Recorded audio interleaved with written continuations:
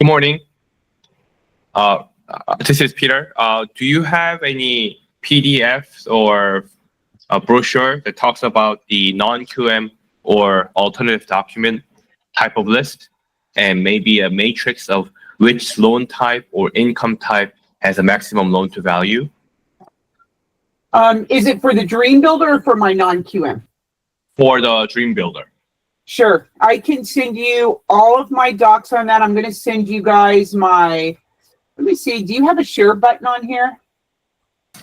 Yes. So I was looking at the Dream Builder matrix, and do you mind if I share my screen and then? Yeah, that would be great. Okay. Give me 1 second, please. Sure. And I could also send you guys frequently asked questions. I think the most important thing too, Peter, is to make sure that we understand the upfront cost.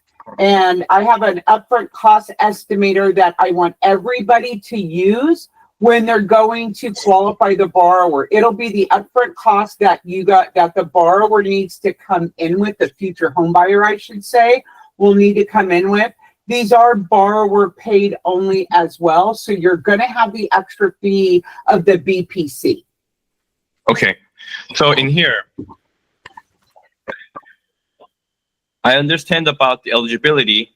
I have a question about the qualifying income section. Sure. Asset as income means asset depletion. Asset utilization. 60 or 72 months? Let me take a look and see if I can pull that up for you real quick. Okay. Maybe if I can have an underwriting guideline. Well, the one thing they don't do is give out their booklet. They kind of rely on us because it's the entity. So let me take a look for you and see if I can find it for you, Peter. Okay, thank you. Yeah, of course. So team, what I'm doing right now is comparing the PDFs that I received. So on the matrix, it shows the bank statement as only income, but it doesn't state how many months of income. What one of the flyers said, 3 months. I would use 3 months, Peter, on the bank statement. I use 3 months to qualify. Yes. So it says 3 months bank statements to qualify, but it doesn't say about like a CPA letter requirement or the percentage of the offset.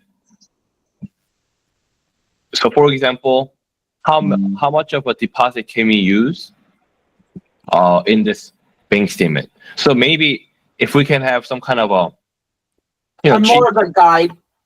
Yes, then we can minimize the number of questions that we may come up with. Not a problem. Do you have is there a window in here if I put in something you guys can see it on my end? Yes. So if you click the third button from your left, there is a share screen, the square with an arrow button.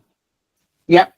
And you get to choose the tab or window or the entire screen. Okay. I'm not sure if I'm doing this right, but I don't know if this is going to share correctly, but what I want, nah, that's not going to work. Okay, so let me get out of here. And is there a chat box that I could put this into? I think this is it over here, you guys. Let me know if you see this. Do you see that in the right-hand window, Peter? Yes. So total depletion divided by 120. Substantial document liquidity.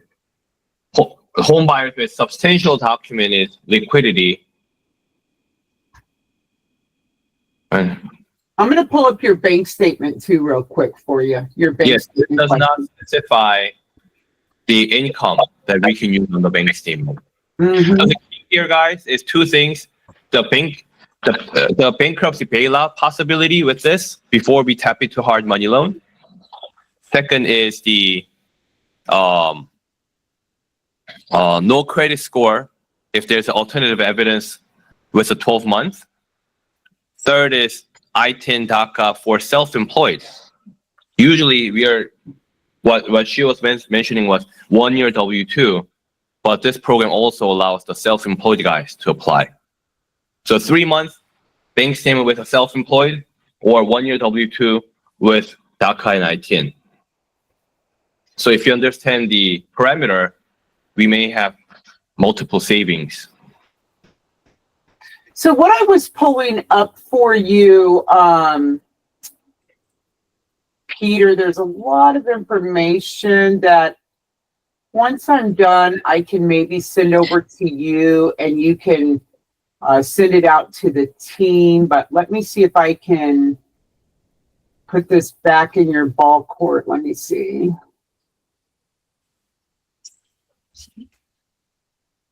Maybe not, maybe all of it isn't coming over correctly. Do you mind if you share this document to us? Whatever you're copying and pasting? This is their document, so unfortunately, we're not allowed to give this out. So the only thing I can give you is the matrix. But what I would want to do is get all your questions, Peter. So if you can email them to me directly, then I could go through and then I could, print out the guideline for you, give you the answer, screenshot it, and just go through all your questions to make sure we've crossed our I's and dotted our T's for you.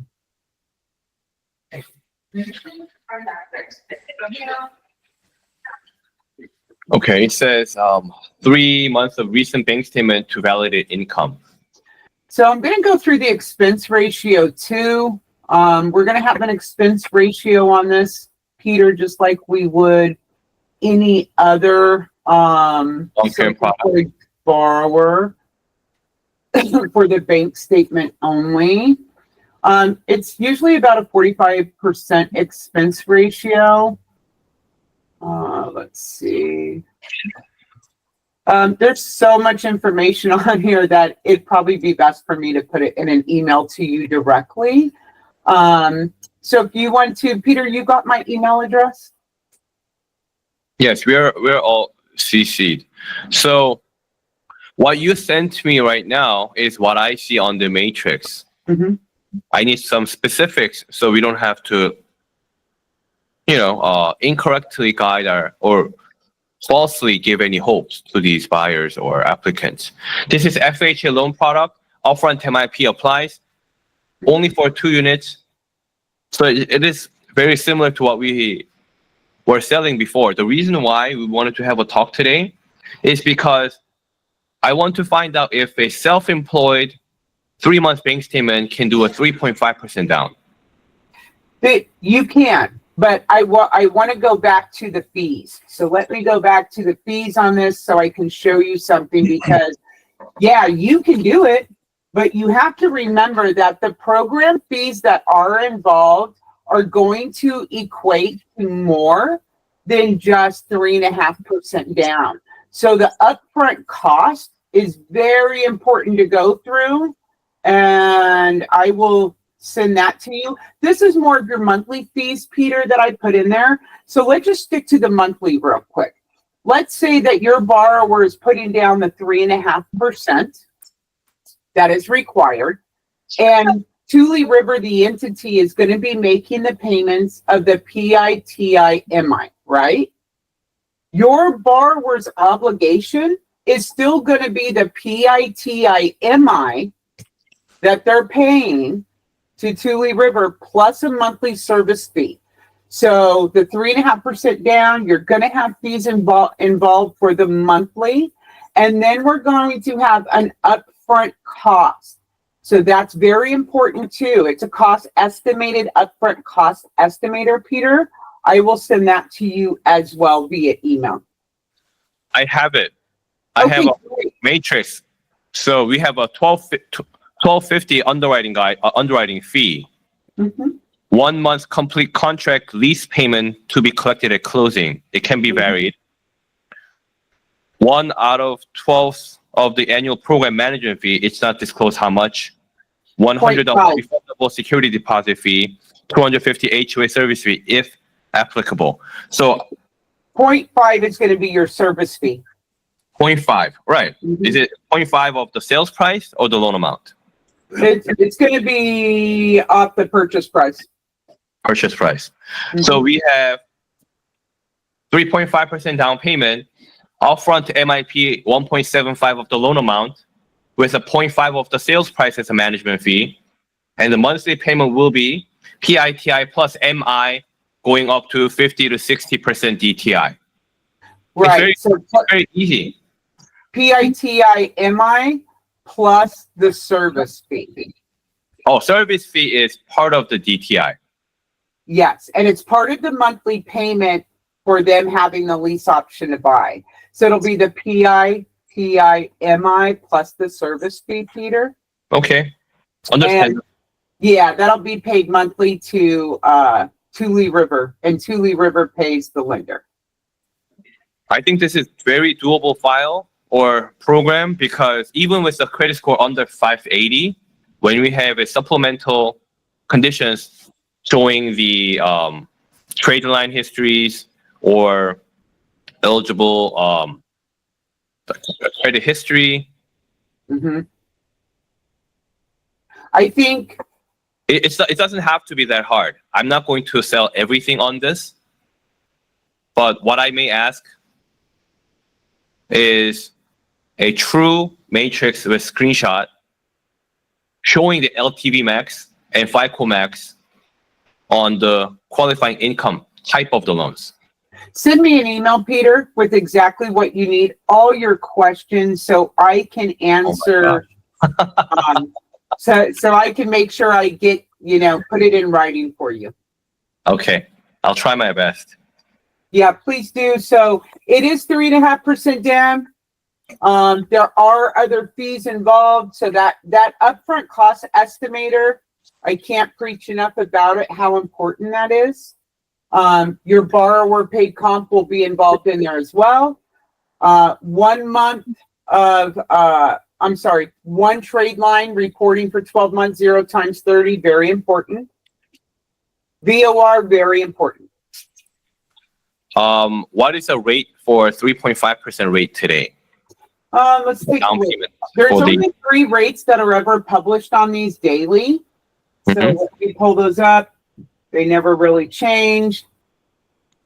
Or where can we find it? It would be on the rate sheet, and I'll go ahead and take a screenshot in 1 second for you. Hold on 1 second, Peter. This is going to be on the left-hand corner right here, Peter. The 7.65 right here, Dream Builder, there's only 3 rates ever available.